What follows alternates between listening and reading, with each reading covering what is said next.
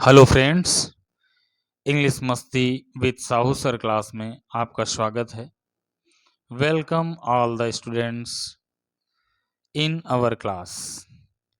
Question answer की श्रेणी में आप लोगों के साथ इम्पॉर्टेंट क्वेश्चंस बोर्ड परीक्षा के लिए शेयर किए जा रहे हैं। क्वेश्चन है only Ram has passed this year, इसको निगेटिव में चेंज करना है। ट्रांसफॉर्मेशन का ये क्वेश्चन है, तो इसको हम आंसर में क्या लिख देंगे, none but Ram has passed this year. दोस्तों याद रखिए, यदि किसी अंग्रेजी वाक्य में ओनली या एलोन दिया हो तो उस ओनली या एलोन के स्थान पर हमें नन बट लगा देना है। और एक बात ध्यान ये रखनी है कि ओनली या एलोन किसी व्यक्तिवाचक संज्ञा को मॉडिफाई कर रहा हो, और अगर किसी वस्तु को मॉडिफाई कर रहा हो तो ओनली या एलोन के स्थान पर नथिंग बट का प्रयोग करते हैं। इसी क्रम में अगला क्वेश्चन है who invites him in the party, इसका हमें पैसिव वॉइस चेंज करना है।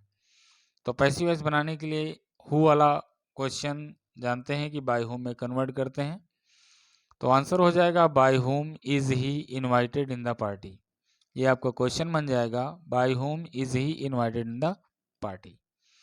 हु को बाय हुम में चेंज करते हैं, टेंस के अनुसार इज एम आर लगा देते हैं। ऑब्जेक्ट हिम है तो ही हो जाएगा, इनवाइट का थर्ड फॉर्म इनवाइटेड हो जाएगा, और in the party other words में है तो इसको सेम टू सेम लिख दिया जाएगा। अंत में प्रश्नवाचक चिन्ह जरूर लगाना चाहिए। दोस्तों इस तरह से इस वाक्य को बना सकते हैं। और अगला क्वेश्चन आप लोगों की स्क्रीन पर आ रहा है।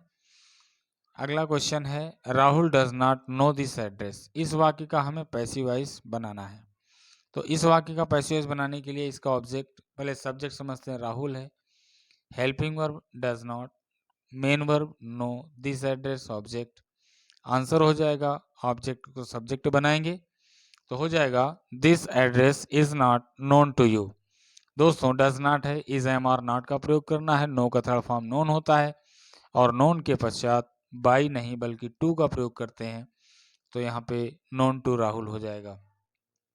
तो इस प्रकार से प्रेजेंट इंडिफिनिट टेंस का ये वाक्य परिवर्तित होता है। दोस्तों याद रखिएगा, पैसिव वॉइस बनाते समय नोन और ओब्लाइज्ड के पश्चात हमेशा टू का प्रयोग किया जाता है।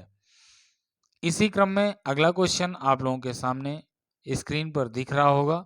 दोस्तों कुछ न करिए, सिर्फ आप वॉच करते रहिए और हम आपको बताते जा रहे हैं, आप उसको देखते जाएं और निश्चित रूप से आप इसे कर लेंगे। जैसे क्वेश्चन लिखा हुआ है he was too poor to buy this house. अब कोष्टक में लिखा है कि इसको कॉम्प्लेक्स बनाइए। दोस्तों इसे कॉम्प्लेक्स बनाना हो या निगेटिव बनाना हो, इसे इसी प्रकार से बनाना है।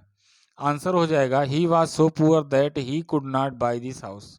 ये कॉम्प्लेक्स भी है दोस्तों और ये निगेटिव भी बन जाता है, तो इसको बनाने में कोई दिक्कत नहीं होगी। ट्रांसफॉर्मेशन के पहला चैप्टर से ये क्वेश्चन लिया गया है और प्रायः परीक्षा में पूछा जाता है। अर्थात ही वाज टू के स्थान पर सो लगा दिया गया है और इस तरह से दैट से आगे वाला वाक्य जोड़ा गया है। अगला वाक्य देखते हैं, अगला वाक्य क्या लिखा हुआ है। अगला वाक्य है, अगला सेंटेंस जो है वो उसका आपको कॉम्प्लेक्स बनाना है। वाक्य है he bought a house it was old. इसको हमें कॉम्प्लेक्स बनाना है, तो आंसर हो जाएगा he bought a house which was old. अर्थात उसने एक घर खरीदा जो पुराना था।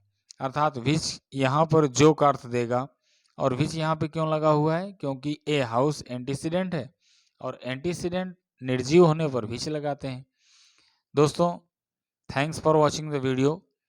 अगर आपको ये वीडियो अच्छी लग रही है तो प्लीज़ लाइक करें, शेयर करें, सब्सक्राइब करें और कमेंट